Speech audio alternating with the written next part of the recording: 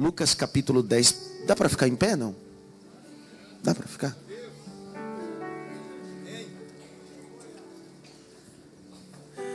Lucas 10, verso de número 30. E respondeu Jesus e disse-lhe: desce um homem de Jerusalém a Jericó e caiu na mão dos salteadores, os quais despojaram e, espancando, se retiraram e deixando quase morto. Naquela ocasião descia pelo mesmo caminho um certo sacerdote, e vendo passando a distante ou a largo, um texto original, verso 32, e de igual modo também um levita, chegando naquele lugar, vendo e passou a largo, a distante, mas um samaritano, que ia de viagem, chegou ao pé dele, e vendo, moveu-se de íntima compaixão, e aproximando-se, atou-lhe as feridas, deitando nele azeite e vinho, e pondo sobre ele o seu cavalo, e levou-o até uma estalagem, e cuidou dele. Dá uma olhada pelo menos para 3 pessoas, e diga para ele assim: Deus vai cuidar de você.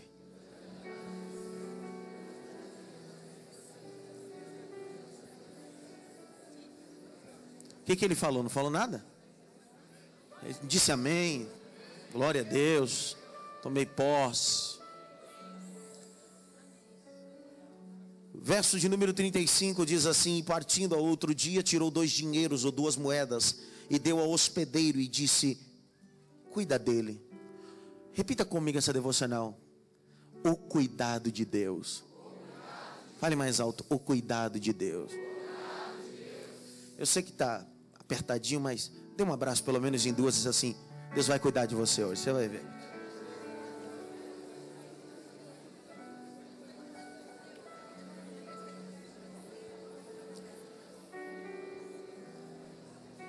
Você vai bem baixinho, quando eu subir você sobe. Você vai bem baixinho, quando eu subir você sobe, tá? Tem glória aí, não? Tem aleluia para Jesus aí, não? Então tome teu assento e deixe sua Bíblia aberta, e eu quero ser mordomo da palavra hoje. Irmãos, o texto que lemos é uma daquelas parábolas corriqueiras, conhecidas até por aqueles que, de uma forma religiosa, já ouviu falar. Dia a dia, em qualquer setor da sociedade, quando alguém quer ser solícito e misericordioso, sem saber, ele cita a parábola do samaritano ou do bom samaritano.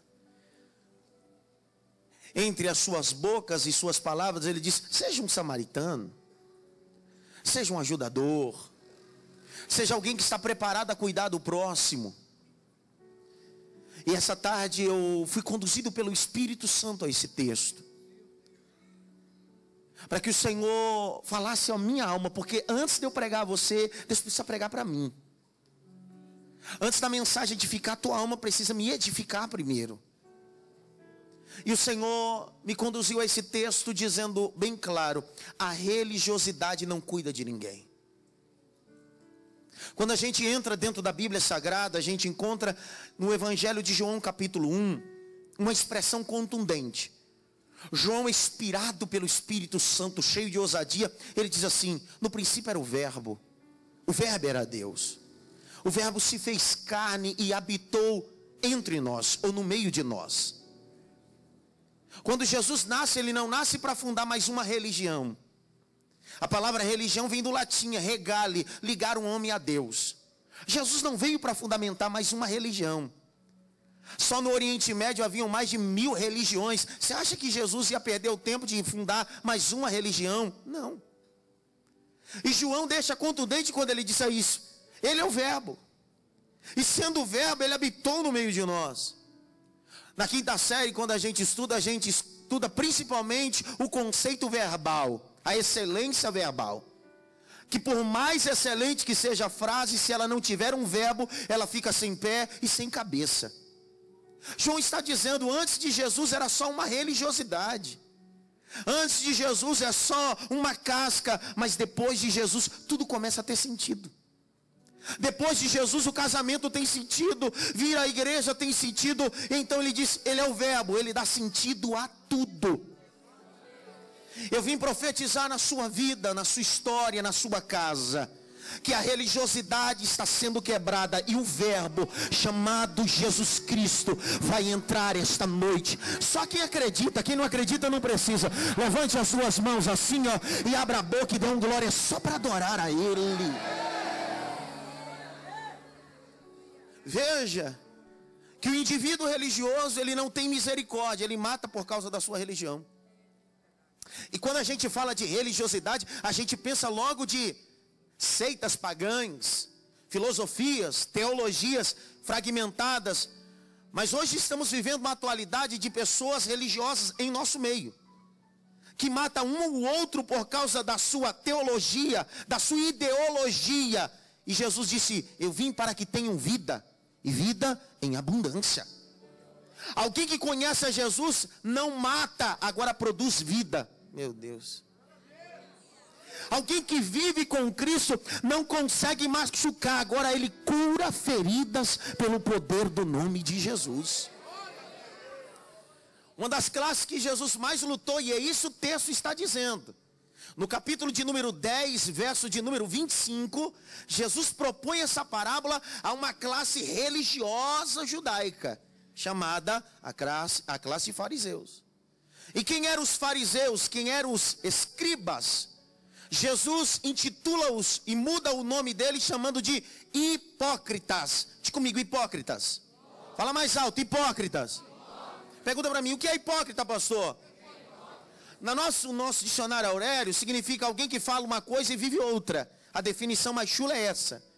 Mas quando Jesus propõe nos evangelhos, chamando toda aquela classe religiosa de hipócrita, ele não está aplicando essa definição. A palavra hipócrita ali vem do grego, e hipócrita é ator. Jesus está dizendo, vocês estão parecendo os atores gregos, que interpretam belos papéis, mas na realidade depois tem que se despojar e se vestir, e se despir na realidade, se despir para ver na realidade quem você é. Quando Jesus disse, vocês são hipócritas, classe religiosa, porque você fala de amor e odeia. Você fala de misericórdia, mas não tem misericórdia. Você fala de longanimidade, mas não é longânimo com ninguém.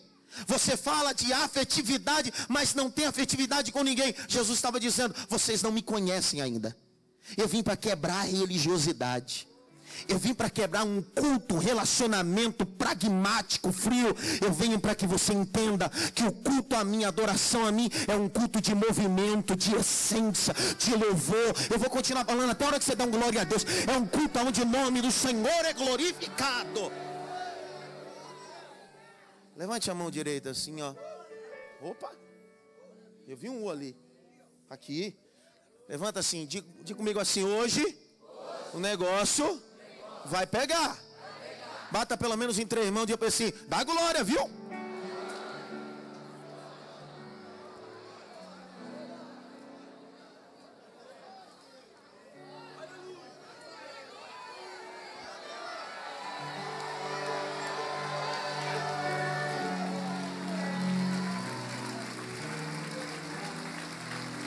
Aleluia.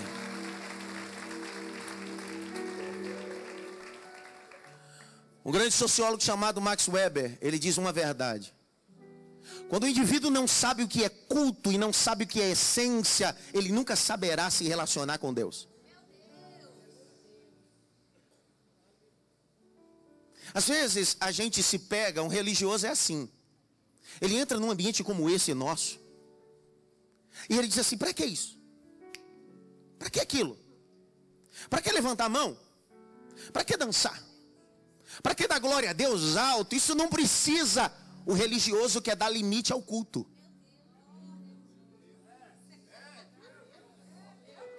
Ninguém fala nada comigo aqui. Outro dia eu estava dando aula no seminário e um pastor me indagou e disse assim: mas eu não gosto do ritmo tal na igreja. Mas espera aí, o ritmo tal não é para você. A Bíblia diz que todos os ritmos adorem ao Senhor.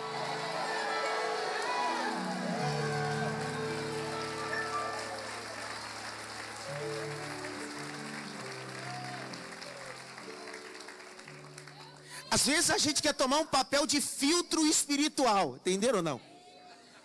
Isso aí vale face, hein? Tem gente que quer tornar-se um filtro espiritual na hora do culto. Ele fica bem assim, ó. Não, aquele ali está sem unção. Aquela ali tem graça. Fala, Senhor. O religioso perde tempo em um culto, porque ele não vem para se relacionar, ele vem para criticar.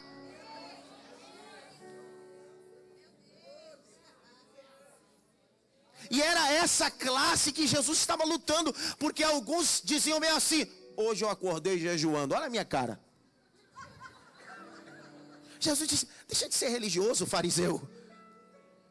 Quando você jejua, ninguém precisa saber. Jesus estava tratando com uma classe assim. E fala a verdade, com muita humildade. Eu sei que aqui em Guarulhos não tem. Lá na Zona Norte, Vila Maria, onde eu pastoreio, lá tem muito. A minha luta é contra ela.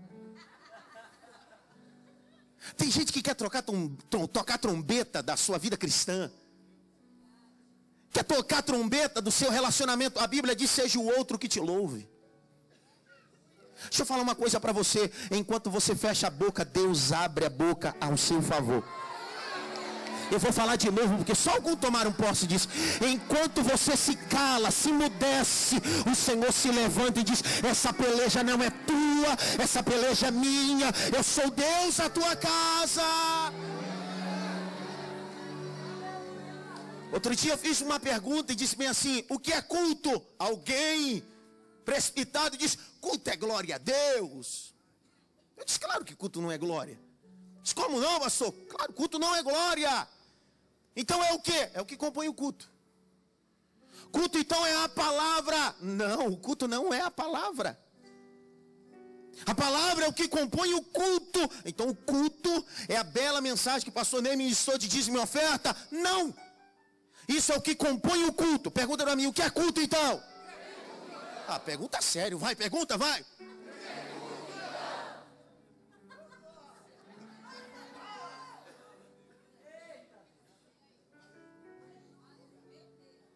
Porque eu explicar isso aqui, você não dá um glória a Deus, eu vou embora a pé de raiva. Vou. O que é culto?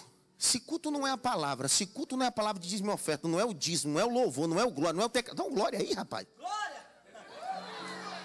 Se o culto não é nada disso, o que é o culto? Se isso é o que compõe o culto. A palavra culto vem do aramaico, é relacionamento.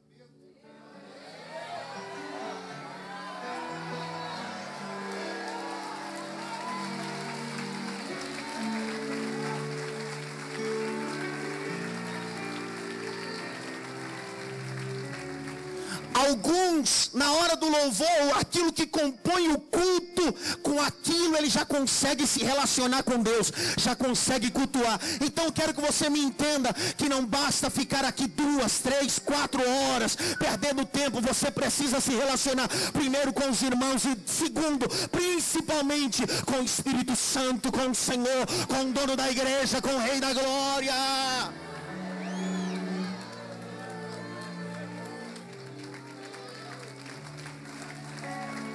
Se é para Jesus, ele merece melhor, viu?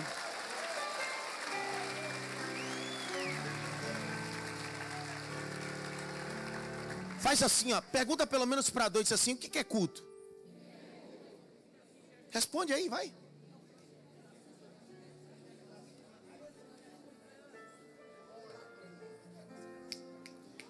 O que é culto? O que é culto? Então é impossível você vir aos cultos da igreja sem se relacionar? Claro que sim. Porque o culto independe do pregador. O culto independe do cantor. Quem faz o meu culto sou eu. Se você sair de um culto e disser bem assim, poxa, o culto hoje foi chato, o meu foi ótimo. Pergunta por quê? Pergunta por quê? Porque você veio para o culto sem azeite e sem fogo. Eu vim para o meu culto, trouxe azeite e trouxe fogo. Então, culto, eu posso estar em um ambiente que tem o título de culto, no meio de um povo que diz que veio cultuar, mas eu saí daqui sem...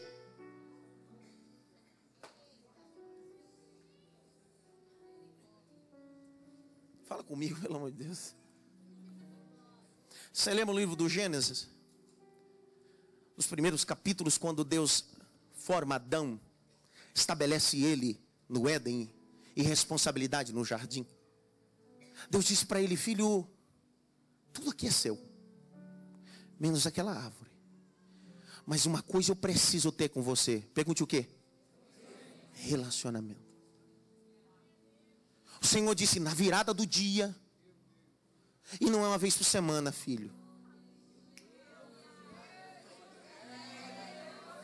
Filho, não é só os domingos, filho. Todo dia, todo dia, todo dia, todo dia, todo dia, todo dia. Volto a repetir que aqui não tem só lá, Vila Maria. Tem gente que vem no culto uma vez na semana, duas. Se ele vir a terceira vez, ele já tem que ser canonizado já, porque já se acha achando demais. A mesma necessidade que você tem do labutar, do trabalho, de comer, de se alimentar, fisiologicamente, você tem a sua necessidade de cultuar, de se relacionar, de dizer que Deus é santo.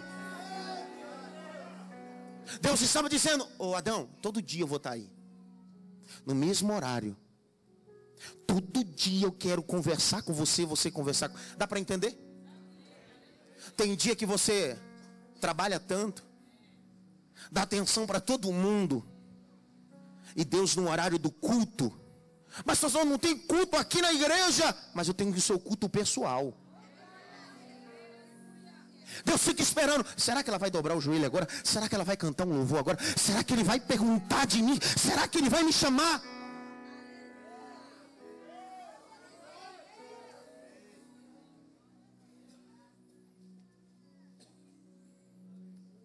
Romanos capítulo de número 12. Rogo-vos, pois, irmãos, que apresenteis os vossos corpos em sacrifício. Sacrifício? Então o culto não pode ser morto. Deus não aceita culto morto. Pergunta por quê? Pergunta por quê? Antiga aliança, livro de Levítico.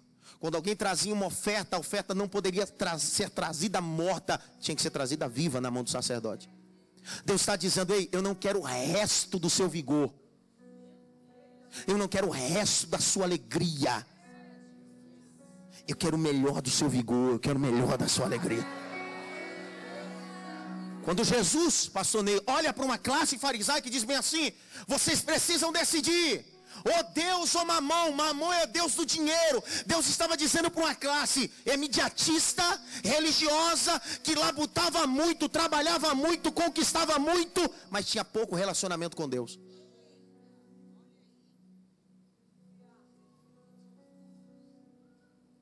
Hoje em nossa geração nós queremos só trabalhar, sim ou não? Sim ou não? Tem algum pecado nisso?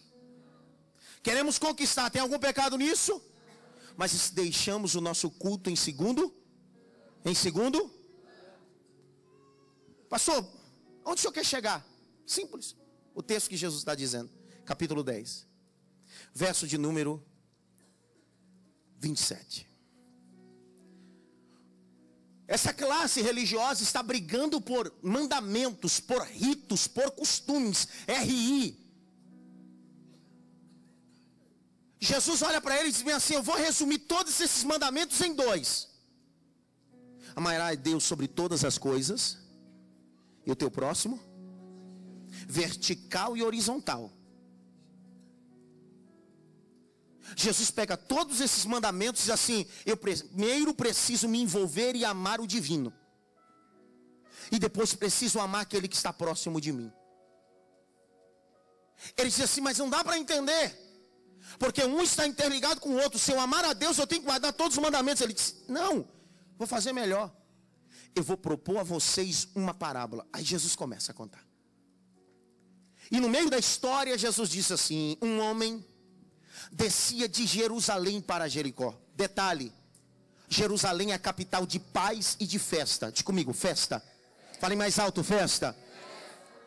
Em Jerusalém se comemorava 7 festas, 3 principais e 4 intermediárias: Tabernáculo, Pentecoste e Páscoa. E as outras 4 eram intermediárias. Foi o próprio Deus que constituiu isso. Deus disse: todas as vezes, anualmente, você tem a obrigação de subir a Jerusalém e fazer festa a mim. Deixa eu falar uma coisa para você. Você não serve um Deus morto. Você não serve um Deus de velório. Você serve um Deus que gosta que você faça festa. Pastor, mas eu estou perdendo, a porta está fechada. Se você fizer festa, Deus vai abrir porta onde não tem porta. Se você fizer festa, o Senhor vai operar milagre, sim. Levante as 2 mãos para o alto. Orabacante, oreva saragauá. Levante as 2 mãos. Só quem tem, quem não tem não precisa. Pelo menos 20 segundos. Abra a boca de olhos fechados e diga glória, diga aleluia.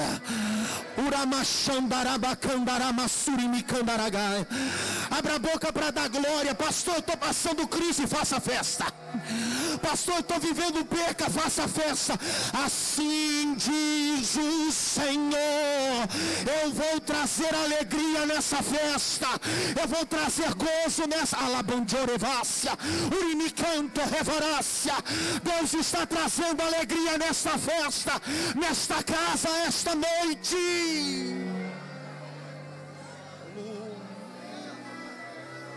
Uicama soreba lagaxergue amanturevassai.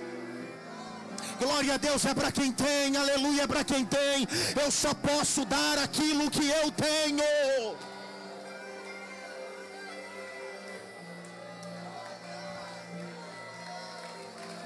Aleluia. Glória. Jerusalém é capital do quê? Jerusalém é capital do quê? Aí Jesus vai propondo a parábola. Olha, Jesus é cirúrgico. Porque a última cidade de pit stop para subir para Jerusalém é Jericó. Em todo o costume judaico, Jerusalém era conhecida como lugar do pit stop, do descanso, de se comer, de se alimentar. Porque de Jericó para Jerusalém não havia nenhuma outra cidade. Era só Jericó. Detalhe: essa estrada que permeava não havia outra alternativa. Era uma única estrada. Essa estrada de Jericó para Jerusalém tinha 28 quilômetros. Quantos quilômetros? 28. Era perigosa. Alguns assaltantes, salteadores ficavam na espreita, esperando indivíduos desprovidos de companhia. Ninguém subia para a hora da festa e ninguém descia sozinho, porque era vítima de assalto. Pastor, o senhor está de brincadeira. Tem que provar isso para mim. Está lá em Lucas 2. Quando você abre Lucas 2, você vai ver que José e Maria estão subindo a Jerusalém para a festa. E eles sobem em grupo, parentes, amigos. E o texto diz que Jesus tem 12 anos. E eles esquecem Jesus aonde? No templo. E quando eles estão voltando, em quê? Em grupo. Procuram Jesus no meio dos parentes, porque aquele caminho não podia se andar sozinho. Jesus disse assim: mas esse homem desceu sozinho. E quando ele está transitando sozinho nesse caminho, ele é roubado. E não só roubado, mas espancado. E só foi deixado lá porque os assaltantes acharam que ele estava... Meu Deus. O que Jesus quer falar? Jesus estava querendo dizer: ei, todo indivíduo que é individualista se torna presa fácil dos roubadores. Ninguém fala nada comigo agora. Eu não dependo de ninguém. Não tenho amigo e não gosto de amigo. Meu amigo é Deus.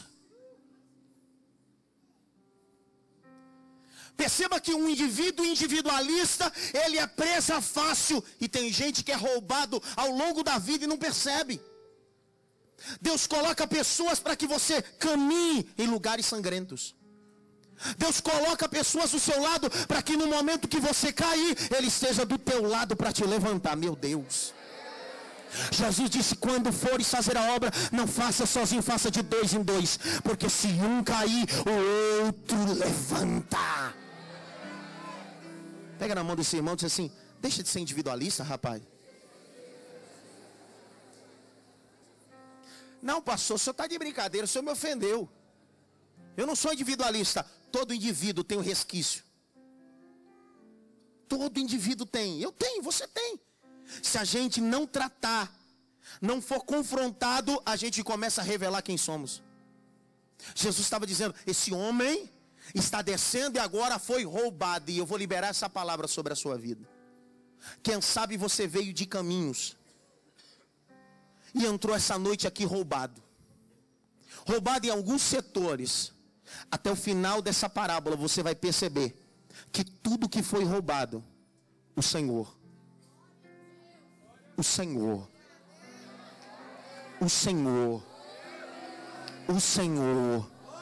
vai restituir.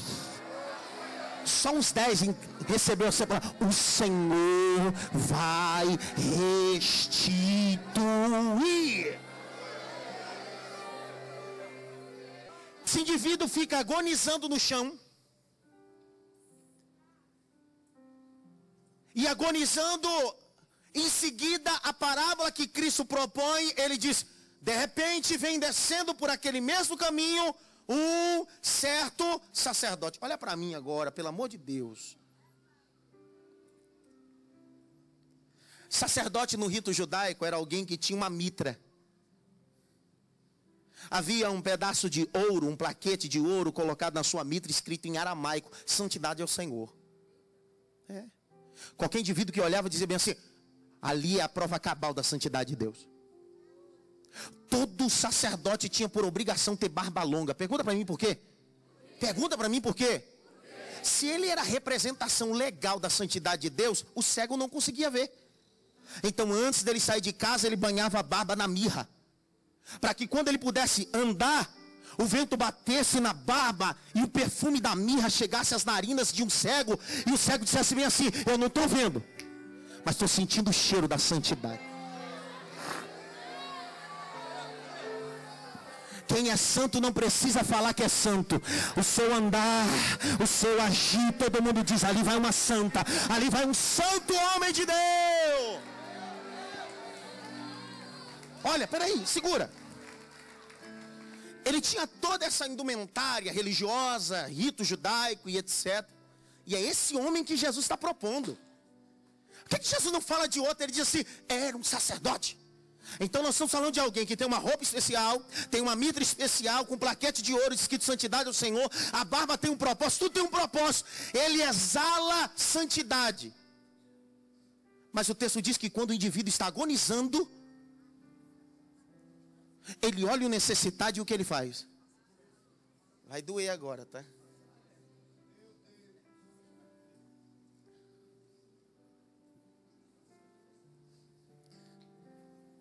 Evangelho não é aparência. Evangelho é essência. Vou repetir de novo para você entender. Avivamento não é movimento. Avivamento é essência de Deus na vida. Não adianta eu me vestir como crente e o meu conteúdo não ser cristão.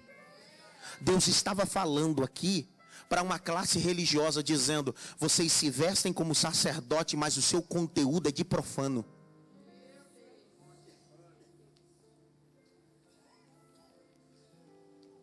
Eu fui criado na Assembleia de Deus. Fui criado pelo meu avô. Meu avô hoje tem 96 anos. Foi pastor da Assembleia de Deus por 39 anos. Hoje está jubilado. Eu cresci dentro de casa com ele, ensinando princípios cristãos, ensinando o que é cristianismo de verdade. A nossa denominação onde eu fui criado, que agora não sou mais, mas era muito rígido. Eu me lembro, pastor Ney, que na nossa época não podia bateria no púlpito. Bateria em cima da igreja ou dentro da igreja era coisa do demônio chupando chiclete. Isso é coisa do Satanás, rapaz. E meu avô, por ser um grande pastor, um homem de Deus, em casa ele dizia bem assim: filho, evangelho não é isso. Evangelho é temer a Deus, é amar a Deus, é honrar a Deus. Eu não me esqueço de uma palavra que ele me disse aos 7 anos de idade. Ele disse bem assim: tudo que é do homem um dia cai. Ele olhou para mim e disse bem assim: guarde tudo que for de Deus, porque vai permanecer dentro do seu coração. Me escute, por favor, igreja de Cristo. Deus quer levar você individualmente para um patamar de intimidade diferenciado.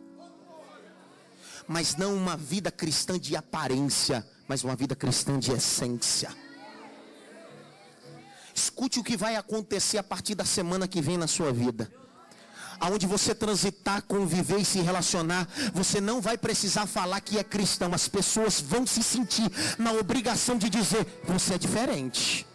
E não vão dizer isso porque você usa um terno, usa uma gravata, usa uma saia. Vão começar a dizer: sabe por quê? Porque a sua ação é diferente, você fala diferente, você pensa. Eu estou profetizando essa palavra. Eu estou profetizando para uma geração que está se levantando esta noite para fazer a diferença.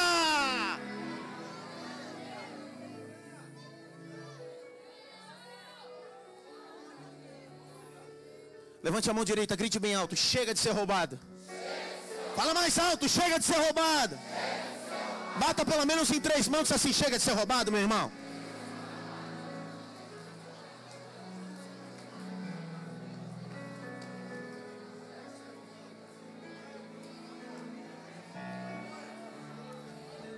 Olha para mim aqui, e eu termino. Eu vou terminar. Eu quero pegar os dois porque eu quero trazer a revelação que Deus trouxe para minha alma. Passa o sacerdote, ele tinha toda uma indumentária diferente, sim ou não? Sim. E na mesma ocasião vem passando quem? Quem? Segura, vai doer. Pode falar não? Fala ou não?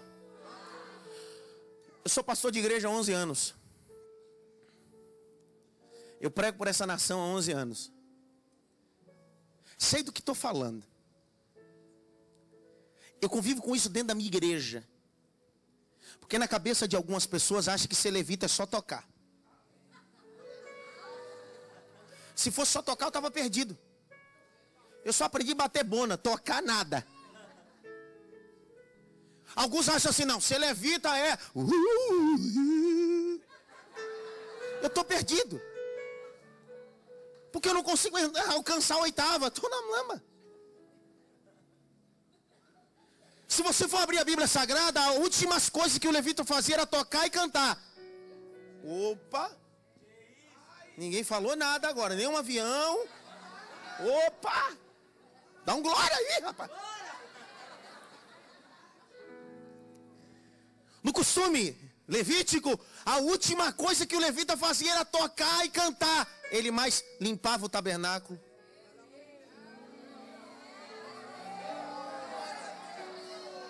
Nunca mais os levitas vão querer que eu venha aqui. Traz aquele cara não, pastor. Sabe o que o levita fazia? O sacrifício vinha vivo, o bezerro, o cordeiro. Era entregue na mão do sacerdote. E o sacerdote repassava aos levitas. E era o levita que cortava o sacrifício. Ele cortava o sacrifício, porém onde ele cortava, sujava. E ele não podia deixar sujo, ele tinha que limpar. E depois que ele limpava, o sacerdote subia no altar para queimar o sacrifício. Aí ele cantava só um trechinho.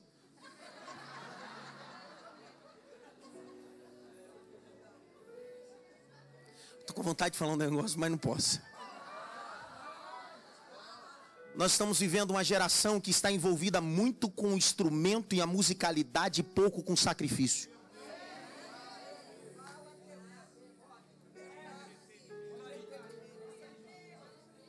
Eu não estou dizendo que você não tem ou não deve se qualificar na área musical, mas não se esqueça que a primeira obrigação é entender de sacrifício, entender de humilhação, entender de comunhão, entender de oração, entender de jejum.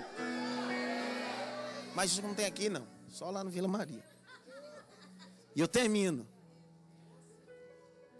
faço a seguinte pergunta: por que esses dois camaradas não ajudou o necessitado? Por quê? Por quê? Essa parábola não é para aquela época, é para essa. Pastor Ney, sabe por que o sacerdote não ajudou o necessitado? Porque não tinha ninguém para aplaudir ele. Não tinha plateia para...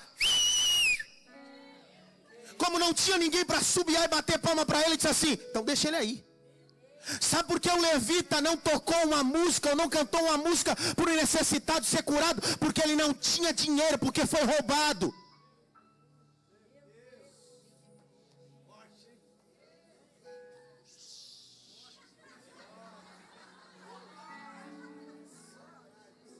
Dá um toque pelo menos em 3, assim, fala alguma coisa aí, meu irmão.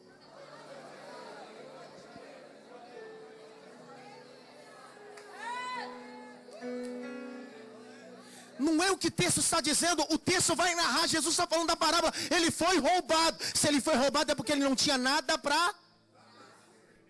Jesus estava dizendo, raça atual, Jesus estava dizendo daquela época: raça, vocês são tão religiosos que só fazem as coisas por...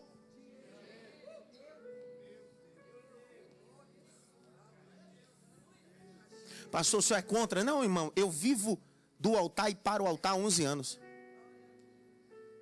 Mas hoje tem gente que só vive do altar e não para o altar. Pegou ou não?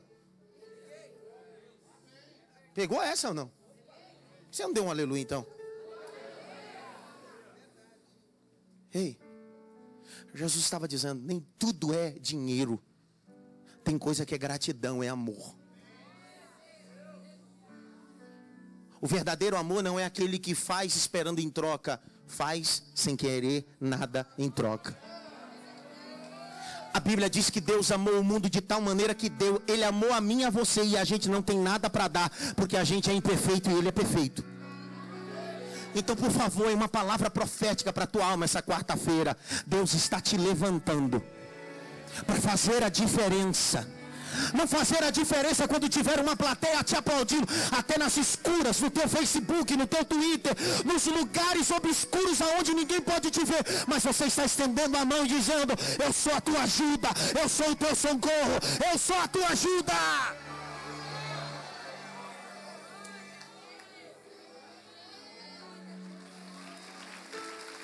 Aleluia.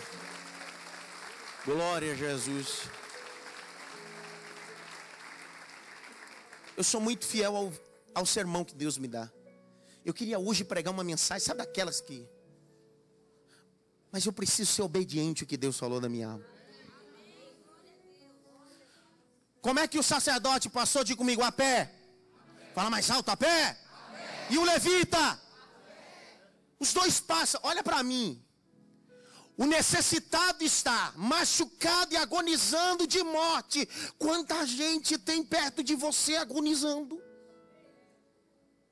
Tem gente no culto aqui do teu lado que está agonizando.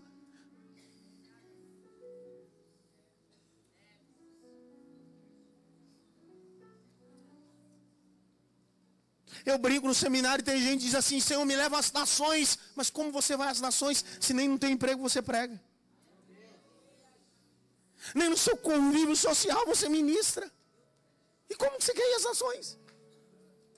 Eu me lembro que eu comecei o meu ministério há 11 anos atrás, pregando no Paraná, Rio Grande do Sul, em acústica. Quem sabe aqui que é acústica? A praça pública onde tem uma acústica, que aquilo projeta a tua voz. Eu me lembro que eu começava a pregar às 8 da manhã até às 10. Ficava lotado de gente passando para lá e para cá.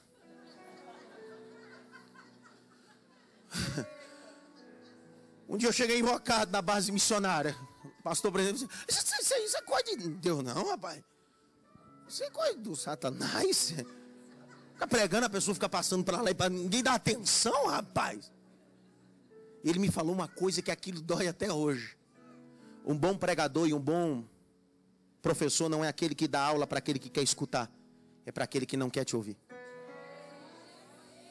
Evangelho é assim. É pregar para quem não quer te ouvir. É ensinar e modelar quem não quer ser modelado. Mas amanhã você forma alguém para a glória de Deus. Cria.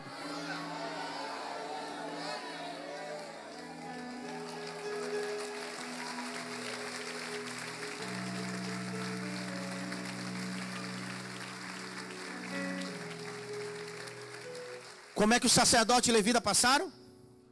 Passaram como? Os dois são a representatividade da religiosidade na antiga aliança. Deus liga, faz uma ligação entre o levita e o sacerdote, dizendo: ei, a religião não pode mudar você.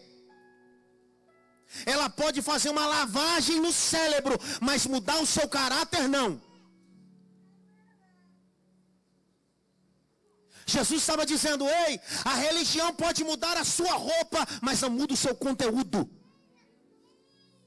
Mas a mesma parábola, o texto diz que lá vem um samaritano. Diga comigo, samaritano. Para o judeu era uma raça que não prestava, era igual endemoniado. E Jesus na parábola, ele põe logo o samaritano. Mas o texto diz: e esse samaritano vinha a cavalo. Porque eu falei isso aqui, você precisa dar um glória. A religião vem a pé, mas o socorro de Deus vem a cavalo. Eu vou falar de novo, você não pegou nada, segura, olha, segura. Toda religião é pragmática, morosa, lenta, mas o socorro de Deus vem a cavalo, é passo firme, é passo firme, é passo firme, é passo firme, é passo firme na presença de Deus. O texto diz que o sacerdote passa, o levita passa, o samaritano para, olha o necessitado e ele desce do cavalo. Eu estou falando de Jesus agora. Eu estou falando de Jesus agora. Quando ninguém pode fazer nada, Jesus está vindo atrás. E os últimos serão os primeiros, você vai ver. Ele desce do cavalo. Queria um rapaz aqui para me ajudar. Vem cá, me ajuda. O senhor é casado? Sua esposa está aí? Dá para deitar aqui, não? Ainda bem que ela não está. Cara de quem está machucado.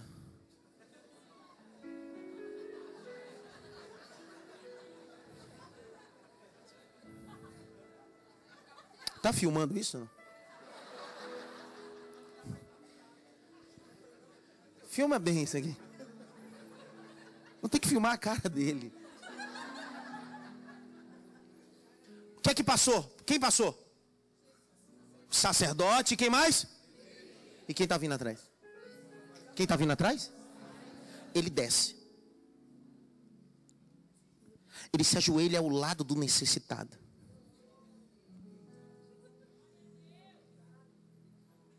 O texto diz que ele abre a sua malinha de primeiro socorro. Eu queria tanto que você entendesse isso. Porque ele precisa cuidar da ferida deste homem. Meu Deus. Tem malinha de primeiro socorro que não tem nenhum hospital, só no céu.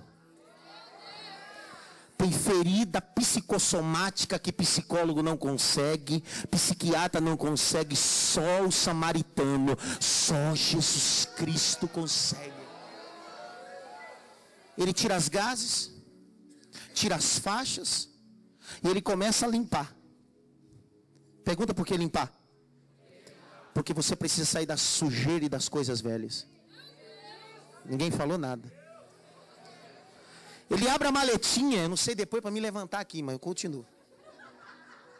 Ele abre a maletinha e tira dentro da maletinha 2 medicamentos. Pergunta para mim, quais? Fala mais alto, quais? Azeite e vinho.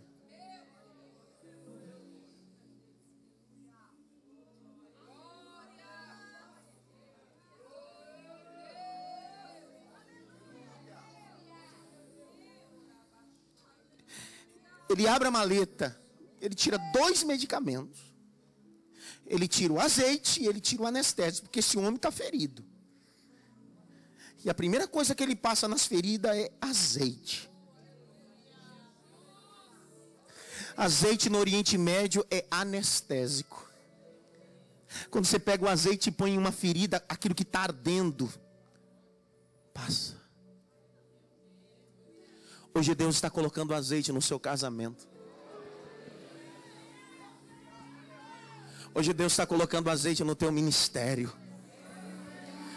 Isso que você sente dor incontrolável, só de olhar para a face daquele ou daquela, assim diz o Senhor, eu estou colocando azeite, eu estou anestesiando essa ferida, o que estava pulsando, eu estou profetizando, Deus está tratando pessoa, abarachanto, urimicante, reviaçai, Deus está anestesiando a dor, essa noite.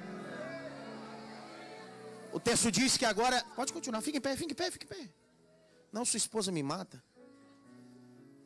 Ele passa o anestésico, sim ou não? Sim ou não? Sim. É o azeite. Em seguida ele passa o quê? Eu sou rurícola. Onde eu nasci é perto do México já. No interior do interior. Outro dia eu falo. É longe o lugar. Lá nós não tínhamos o socorro, assim do lado, sabe? Quando a gente se cortava, duas coisas a vovó tinha para colocar no corte. Primeiro um para estancar, põe café. Não é só eu que estou nessa não, ó. Tem um monte de gente aqui dizendo, é verdade.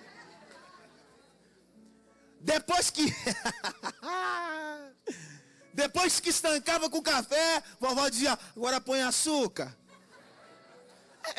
Era só colocar água, já vira café. Porque o açúcar é cicatrizante. Não pegaram ainda. Não basta só anestesiar, a ferida vai continuar aberta. Opa, não entenderam ainda. Ele está dizendo, eu faço a obra completa. Eu não quero só anestesiar a ferida, porque de repente alguém vem e coloca o dedo na ferida e vai doer de novo. Hoje eu vou colocar vinho, eu vou fechar a ferida. Eita Deus amado, eita Deus amado. Hoje, a partir de hoje, a sua boca se encherá de louvor e dirá, eu levo do meu corpo não mais feridas, mas as marcas, as cicatrizes. Você está falando de alma. Isso fala de doença psicossomática. Isso fala de decepções que a gente tem ao longo da vida. Tem gente que porque foi traído por um amigo não consegue mais confiar mais em ninguém. Tem gente porque foi roubado na área ministerial. Em qualquer igreja que ele se agrega, pastor Ney, ele não se doa mais. Por quê? Ele precisa de azeite e vinho. Dentro da Bíblia, o vinho é símbolo do quê? Da alegria. O Senhor estava dizendo, ei, quando estava doendo, você não sorria. Quando estava doendo, você não tinha motivo para saltar. Igreja de Guarulhos, alegria do Senhor é a tua força. Pega na mão desse irmão que está do seu lado. Pega, vai logo, vai. Pega na mão dele. Diz para ele assim, a alegria do Senhor é a tua força, rapaz. Olha nos olhos dele, diz para ele assim, hoje Deus está colocando nas tuas feridas azeite e vinho. Azeite e vinho. Levanta a mão dele para o alto pelo menos 30 segundos. Fecha os olhos e abra a boca para dar glória a Deus. Abra a boca para... Isso é a melhor glória que você dá. Isso é a melhor aleluia que você pode dar. Abra a boca. Receba vinho, receba azeite, receba vinho, receba azeite.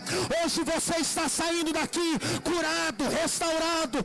Toda depressão, toda síndrome do pânico, toda fraqueza. Eu estou ouvindo Deus falar comigo, filho, profetize, porque eu estou curando este povo, eu estou sarando casas, eu estou curando ministérios, diz o Senhor dos receba o dom de Deus, receba a graça de Deus, seja cheio do Espírito. Urimicanto Ekama, Urimicanto Revassaragawa.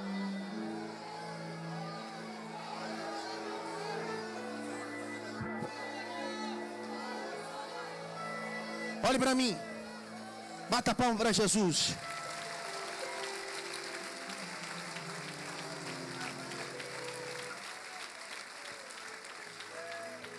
Eu tive uma situação com uma moça Uma moça não, já uma mulher de idade, mas porém muito zelosa com as coisas de Deus.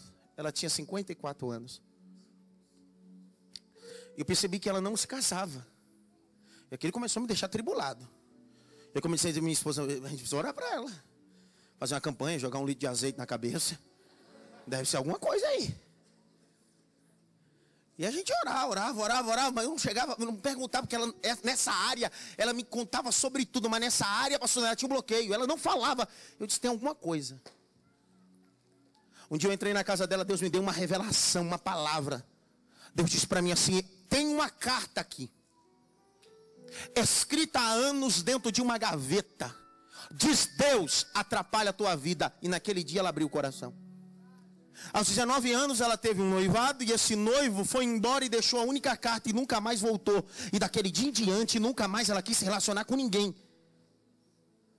E todas as vezes que ela sentia a falta e queria se envolver com alguém, quando ela entrava no quarto, ela lembrava da carta e pegava a carta e lia, e na carta estava escrito: te deixei, mas continuarei te amando. Vê se não é laço do Satanás. Quem deixa não ama, rapaz. Que amor é esse, rapaz?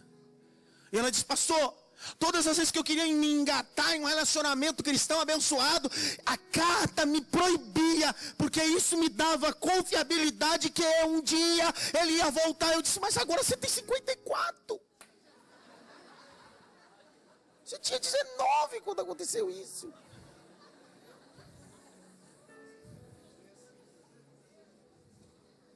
Aquele dia eu e minha esposa oramos por ela. Deus colocou azeite. Deus colocou vinho. Ela levantou a cabeça para viver a excelência de Deus na vida sentimental dela. Nem tudo é por acaso, irmão. Provérbios 26, 2 diz: assim o pássaro no seu vaguear, a maldição sem causa não virá. É aquilo que reproduz Jesus. Aquele que planta, tem que colher do que planta. Tudo na vida tem um porquê. Mas tudo na vida existe azeite e vinho. Fecha a Bíblia.